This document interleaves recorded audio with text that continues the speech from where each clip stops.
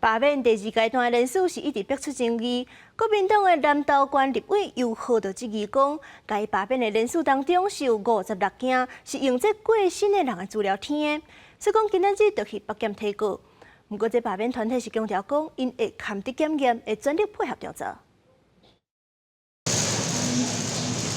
去北检市联提告，国民党南投县立委尤浩质疑中选会资料，伊的罢免案第二阶段人数有56件死亡的人数，所以甲罢免团体告，个因涉及违反告诉法，伪造文书定罪。他们都说是一笔一画，还来自己去签出来的联署，在死亡联署还高达56位，是南投第一高。当他们一根手指指着别人的时候，4根手指指着自己。尤浩批评进前检调大动作，经办罢免绿营立委的团体。 涉及幽灵人数，希望伊提告了后，检调嘛当用同款的标准来检视罢免蓝营立委的团体。不过罢免团体回应讲，未来会全力来配合检调的调查。不过嘛强调讲，因是防考袂倒的。